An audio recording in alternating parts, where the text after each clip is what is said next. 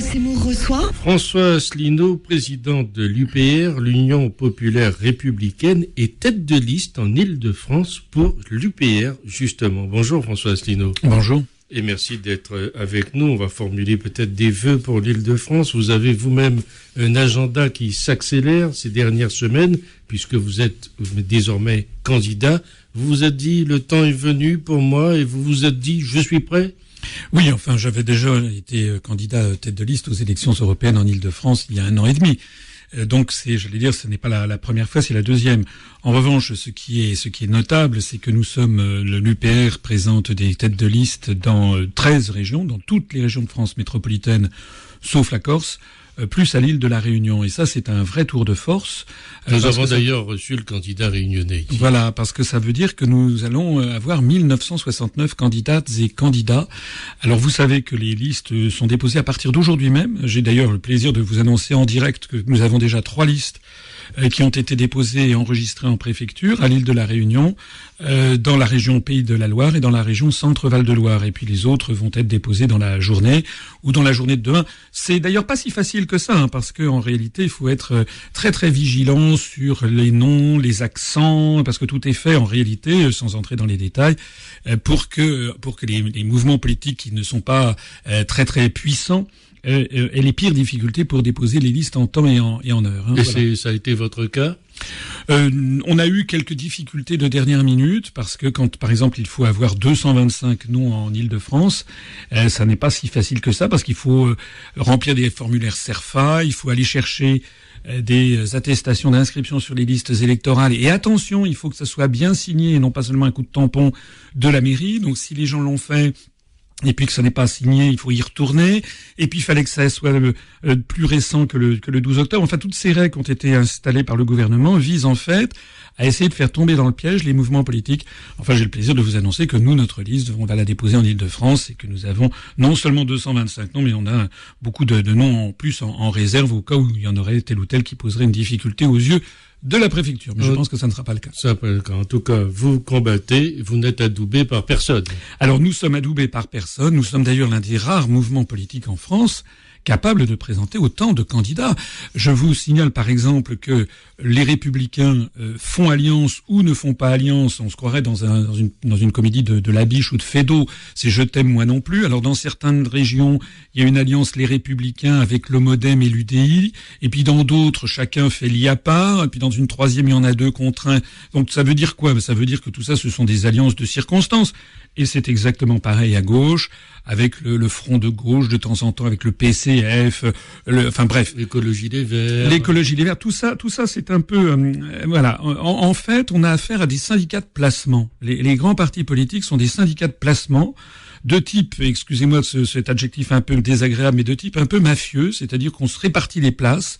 On a un programme pour rire, en fait, un programme pour rigoler. Et puis il n'y a aucune réflexion de fond là-dessus. Alors c'est la raison pour laquelle je pense, de plus en plus de gens sont dégoûtés par la politique, et c'est aussi la raison pour laquelle notre mouvement politique, bien que barré de tous les grands médias, je parle des médias comme TF1, France 2 ou des grands journaux nationaux français. C'est vrai qu'on vous y voit pas. On ne nous y voit jamais. Et bien malgré cela, nous montons. Un sondage très récent qui a été fait par TNS Sofres nous donne 2% au niveau national, c'est-à-dire 2 fois plus que Lutte ouvrière, et nous commençons à talonner DLF de M. Dupont-Aignan. Je pense que nous sommes sur une tendance extrêmement positive. D'ailleurs, dès que je sors dans la rue à Paris, il y a des gens qui m'abordent maintenant. On sent qu'il y a la mayonnaise prend. Il y a beaucoup de gens qui vont sur Internet. Je ne parle même pas du nombre de nos adhérents. On va franchir probablement aujourd'hui le cap des 9000 adhérents. Donc nous sommes très confiants, d'autant plus confiants que nous nous sommes présentés depuis le 1er janvier à 15 élections, 14 élections départementales et une élection législative partielle. On a fait en moyenne 1,7% et on a multiplié entre 4 et 8 fois le nombre des voix que nous avions obtenues aux élections européennes l'année dernière dans les mêmes circonscriptions. Donc je pense... Alors on croise les doigts, tout le monde se mobilise beaucoup sur Twitter, sur Internet et par le bouche à oreille. Je pense que nous allons faire un score qui va surprendre la scène politique française et qui va mettre mal à l'aise un certain nombre de grands médias qui nous ont blacklistés. Alors, il faut qu'on sache un peu quelle idée de la région vous allez défendre. Et je vous pose cette question parce que vous avez été parmi les seuls à dénoncer la réforme territoriale qui crée les régions telles qu'elles sont aujourd'hui. Voilà. Alors, pour répondre à votre question, tous les partis politiques vont venir avec leur programme régional. Nous aussi, bien sûr. On a un programme qui, à certains égards, d'ailleurs, se démarque des autres. Par exemple, nous demandons que sur les grands projets d'infrastructure, le Grand Paris, par exemple, pour l'Île-de-France, l'aéroport de Notre-Dame-des-Landes pour Pays de la Loire, les lignes à grande vitesse pour l'Aquitaine, la nouvelle route du littoral pour l'île de la Réunion, eh bien que pour ces grands projets d'infrastructure, on demande l'avis des populations, c'est-à-dire qu'on fasse des référendums. Voilà, pour trancher sur ces sujets clivants. On fait des tas d'autres choses. On propose, par exemple, on refuse la privatisation des trains du TER. Vous savez, des trains, express régionaux qui est prévu à horizon de 2019 par l'Union européenne. On s'y refuse. On veut mettre le paquet sur les artisans, les PME, c'est-à-dire les pourvoyeurs d'emplois locaux. On veut mettre également le paquet sur les services publics. On veut inciter les collectivités territoriales, ça sera qu'un rôle d'incitation, mais les collectivités territoriales à revenir à des régies pour l'adduction d'eau ou l'assainissement pour éviter la flambée des coûts à chaque fois que ça a été transféré à de la gestion privée. Bref, on a toute une série de programmes que les auditeurs peuvent aller se renseigner. Alors, les autres partis aussi, bien sûr, ont un programme régional. Mais nous, ce qui nous distingue, je pense, des autres, c'est que on tombe pas dans l'hypocrisie. Qu'est-ce qui va se passer le 6 décembre, le soir du premier tour, à 20h15 sur toutes les télévisions? Eh bien, les journalistes ne vont plus parler des programmes régionaux. Ils vont se dire, est-ce que le Parti socialiste va ou non gagner ou perdre? Enfin, il va pas en gagner, mais il va en perdre. Est-ce qu'il va fusionner avec qui et qui? Voilà, exactement. C'est-à-dire que les enseignements qui seront tirés le soir du premier tour, dès 20h15, ça ne sera plus du tout des enseignements concernant la région, ce sera des enseignements nationaux. Et on se dira, est-ce que le FN a fait ci, est-ce que le FN a fait ça, est-ce que les Républicains, est-ce que M. Sarkozy a réussi son pari, des choses comme ça. Donc, il ne faut pas oublier jamais qu'il s'agit d'élections certes régionales, mais avec dans un contexte et avec un écho national. Et c'est la raison pour laquelle, et vous avez raison de le souligner, que nous partons en guerre contre la réforme territoriale qui a été imposée au peuple français dans son dos et sans lui demander son avis. Alors, en Île-de-France, la région n'a pas été redécoupée. Donc, c'est peut-être un petit peu moins sensible en Île-de-France. Mais il y a beaucoup de régions en France. La Normandie, Nord-Pas-de-Calais, Picardie, Champagne-Lorraine, Alsace, Champagne-Ardenne, Lorraine-Alsace, Bourgogne-Franche-Comté, Languedoc-Roussillon, Midi-Pyrénées, Aquitaine, Poitou-Charentes, Limousin, etc. Toutes ces régions qui ont été au forceps fusionnées, d'ailleurs sans grande concertation avec les élus locaux, eh bien, nous expliquons pourquoi. Pourquoi est-ce que les autorités françaises imposent cela? Pourquoi elles veulent fusionner les communes? Pourquoi elles coupent dans les dotations de fonctionnement versées aux communes, c'est-à-dire les fonds de l'État versés aux communes? Et pourquoi les autorités françaises veulent supprimer à terme les départements? Il y a Bruxelles derrière? Oui, mais non seulement il y a Bruxelles, mais il y a également l'empire euro-atlantiste, si j'ose dire. Parce que l'objectif qui se cache derrière, qui est un objectif qui est tacite, qui est caché aux Français, en réalité, c'est d'arriver petit à petit à démanteler la République française sans que les Français ne s'en rendent compte. Vous poussez pas un peu loin le bouchon, là? Non, je ne pousse pas le bouchon. D'ailleurs, mais si on lit entre les lignes, on voit très bien le projet. Et regardez ce qui se passe en Espagne avec, par exemple, la Catalogne, au Royaume-Uni avec l'Écosse, en Belgique avec la France, la Flandre. Qu'est-ce qui se passe? Eh bien, ces régions, on fait grossir les régions. On donne à ces régions la taille des États américains de la côte est américaine. Par exemple, Champagne-Lorraine-Alsace, eh bien, ça va avoir la taille de la Virginie occidentale. L'idée, c'est d'avoir des grosses régions, ou de la taille des Länder allemands, et puis ensuite de donner de plus en plus les mains libres à ces régions, de plus en plus de pouvoir, et puis de dire aux régions, vous allez traiter directement avec Bruxelles. Mais viendra un moment à partir duquel, dans 5 ans, dans 7 ans, dans 8 ans, eh bien, les gens diront, mais finalement, à quoi sert le niveau national? Ça s'accompagne d'ailleurs de 2 éléments très importants. D'une part, la promotion constante de la langue anglo-américaine pour parler au sein de l'Europe. Et d'autre part, le développement des langues régionales avec le projet qui, pour l'instant, a été arrêté par le Sénat il y a quelques jours, le projet que François Hollande voulait relancer de charte des langues régionales ou minoritaires. C'est-à-dire, en fait, pour installer la dislocation de l'unité nationale, de l'indivisibilité de la République. Et puis, il y a encore un autre projet qui va dans le même sens, c'est le projet de traité transatlantique TAFTA, négocié dans le dos des peuples, pour avoir une espèce de marché commun généralisé entre l'Union européenne et les États-Unis d'Amérique, c'est-à-dire en fait remettre le pouvoir à toute l'oligarchie financière qui tient le système. Donc il y a un vrai projet. Avec toutes ces idées-là, on est loin de la région, des préoccupations régionales. On n'est pas du tout loin. Écoutez, nous, on ne prend pas les Français pour des imbéciles. C'est ça la différence. En venant dans vos studios, je voyais des affiches de Madame Pécresse, candidate des Républicains, qui parle en guerre contre les bouchons routiers. Bon, je voyais Monsieur Dupont-Aignan qui dit à automobilistes, révoltez-vous, vous êtes méprisés. Mais ça, c'est vraiment se moquer du monde. Ça, c'est vraiment prendre les électeurs pour des moins que rien. Nous, on essaye d'expliquer aux gens, voilà ce qui se passe. Parce que ce qu'il faut dire aussi, c'est que c'est pas ces élections régionales qui vont changer le taux de chômage. C'est pas elles qui vont changer le fait qu'on est engagé derrière les États-Unis pour aller faire des guerres illégales au Moyen-Orient ou en Ukraine.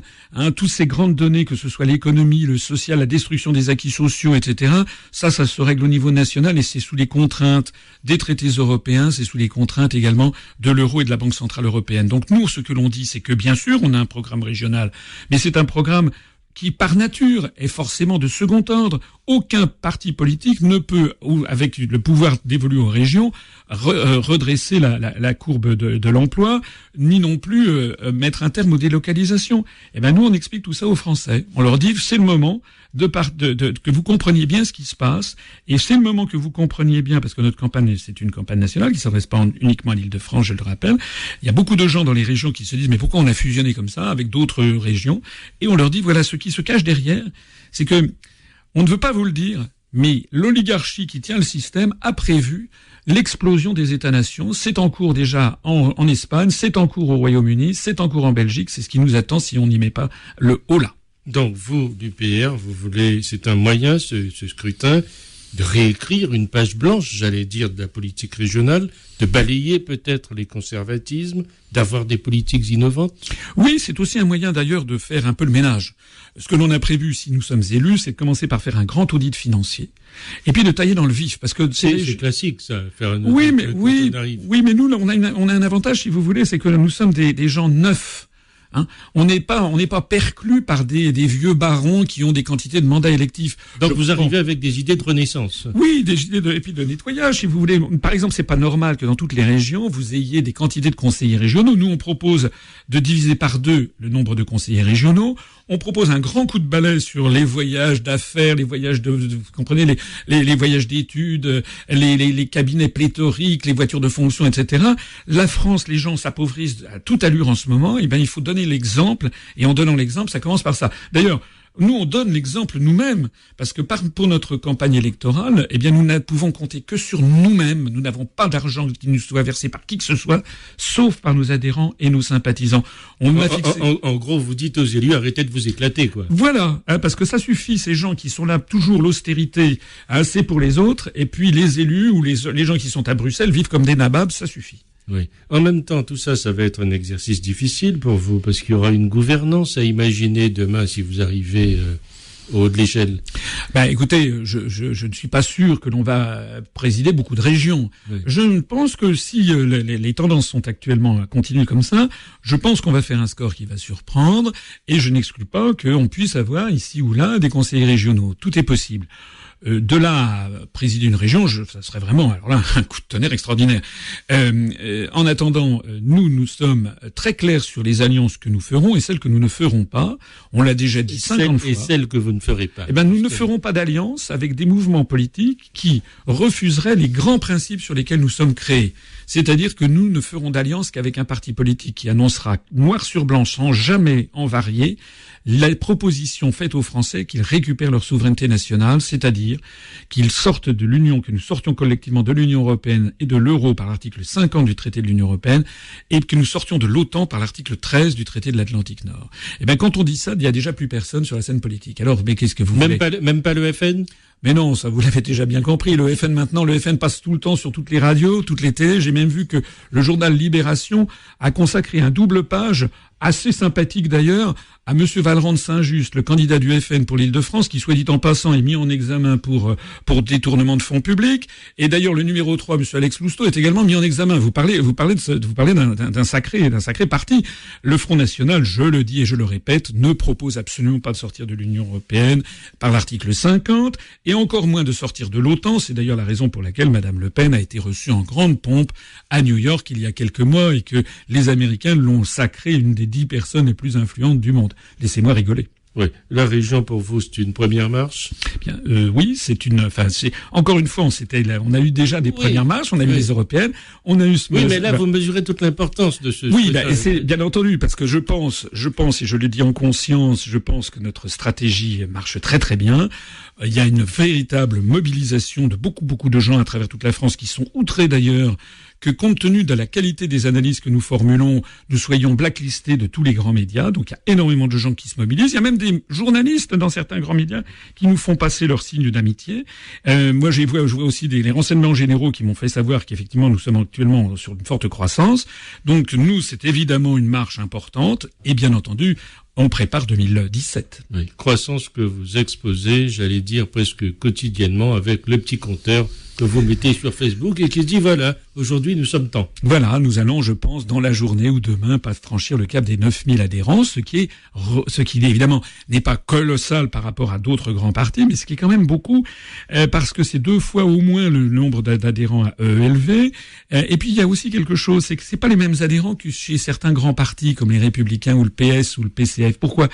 Parce qu'il y a beaucoup de candidats, il y a beaucoup d'adhérents dans ces grands partis qui en fait adhèrent à un syndicat de placement, comme je le disais tout à l'heure.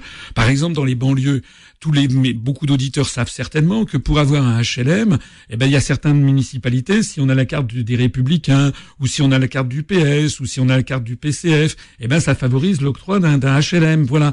Nous, on n'a rien à proposer aux gens, si ce n'est que nous devons nous lever tous ensemble pour défendre la France, c'est-à-dire pour défendre nos acquis sociaux, notre liberté collective et notre liberté individuelle. Merci François Asselineau qui conduit la liste Union populaire républicaine en Île-de-France. Merci d'avoir été avec nous.